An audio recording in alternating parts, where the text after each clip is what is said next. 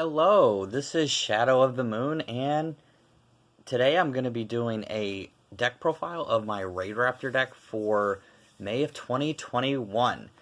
Not much has really changed, except I did get the Tribute Lanius in this deck, so I now have that, and I'll just go ahead and jump into it.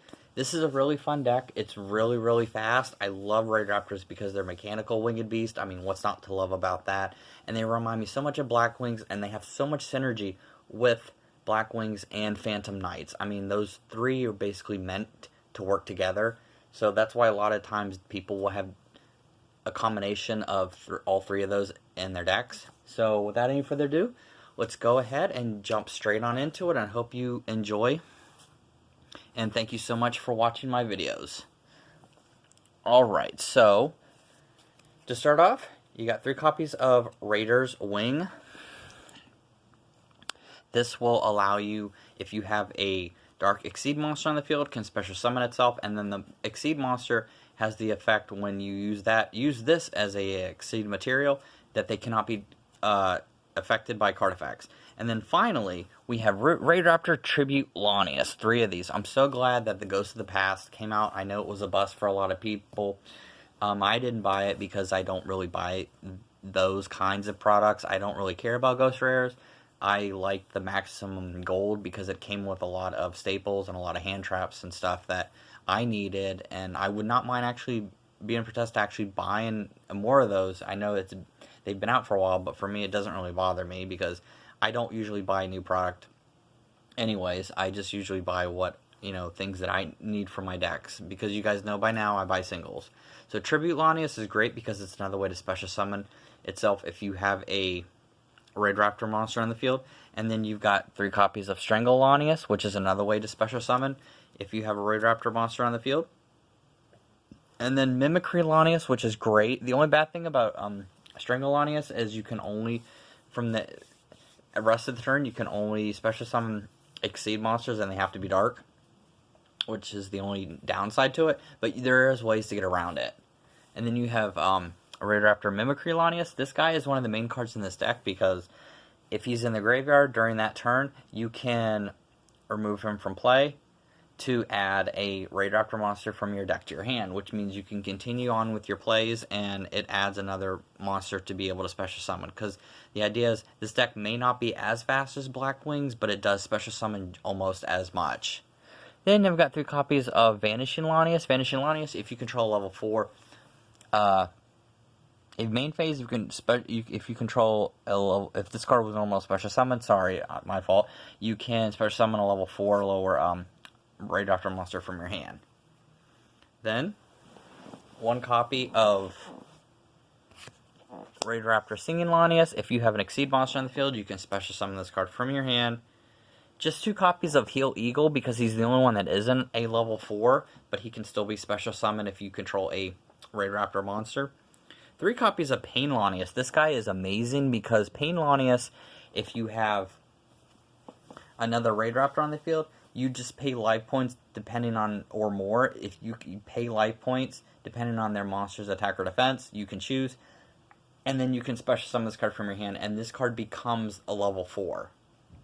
Then for the non-Raidraptor monsters, you've got Zephyros the Elite, because this is still a really good card to put in this deck to be able to continue your plays, because you can get Raider's Wing using this, or you can get any of the other cards because you bounce back a monster to special summon it. Then you've got your Ancient Cloak and your Silent Boots for the Fogblade combo, and the the Shade Brigandine and the Raider Phantom Knight's Claw combo that I have in here. If you want Fogblade, you can have Fogblade in here, but I'm not running it because I'm using the Phantom Knight's Claw for the counter trap to use instead of Fogblade. So that's going to be it for the monsters, guys. Let's move on to the spells and traps. Alright. So you can have 2 of these if you want. I'm just going to run 1 just because I like just having the 1. You have Phantom Knight's Rank Up Force, Phantom Knight's Rank Up Magic Launcher, Soul Shave Force for Cyber Dragon Infinity, Astro Force, which is actually a really good card, and then 2 Skip Force. Like I said, this can be replaced with a another Phantom Knights rank up force if you want. I'm just running the 2 for now. Then you've got 2 copies of Raider's Nest. This is actually a really good card, and I don't know why anybody really plays this in their deck with more than one. If you have 2 Raidraptor monsters on your field, you can special summon from your deck. I can add a Raidraptor monster from my deck or graveyard to my hand. So he allows it for constant graveyard recycle to add it to your hand, or special summons it, or adds it a Raidraptor monster from your deck to your hand, meaning you can special summon it. So that's why I have 2, because I actually honestly like the idea of being able to get as many Raidraptor monsters on my field so I can set up for my plays. Then I've got 1 Foolish Burial. This is just to dump Mimicry Lanius into the graveyard. That's the sole purpose of this. And then Raigeki and Harpy's Feather Duster for the back row destruction, and then for the monsters. Alright, now let's move on to the traps. 3 copies of Shade Brigading. This becomes a trap monster, and it's really good to set up for your rank 4 plays. And then instead of Fogblade, I've got 2 Phantom Knights Raidraptor's Phantom Knight's Claw. Sorry, that is a mouthful. Basically, when a monster's effect is going to be activated, detach material from one of your Exceed monsters and negate the activation. And if you destroy that card, then if the detached monster was a Phantom Knights, Raidraptor, or Exceed Dragon card, which for this deck, that's basically what it's going to be, control gains attack equal to the destroyed monster's original attack. So he adds attack to the monster and negates if they activate their monster's effect. So this comes in place of Fogblade. But you can run Fogblade if you want in here, because it's just as useful. But I just like running that because since it's a Raidraptor card. Then you've got, for the extra deck, Ultimate Falcon. Satellite Cannon Falcon, because you can rank up using Skip Force or Astral Force. Raidraptor Arsenal Falcon, which will allow you to special summon a level 4 Raidraptor monster from your deck and additional. Air Raid and Revolution Falcon, so that way if this gets destroyed, this can be special summoned from your extra deck.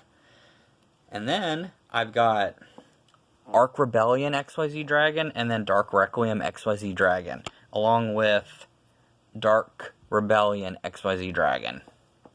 Then I've got Raider's Knight,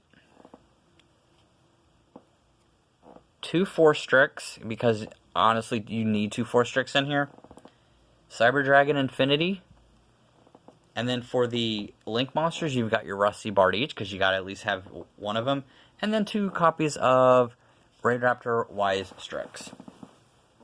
Alright, that's going to be it for this deck profile. I hope you enjoyed it. And once again, thank you for taking the time to watch my video.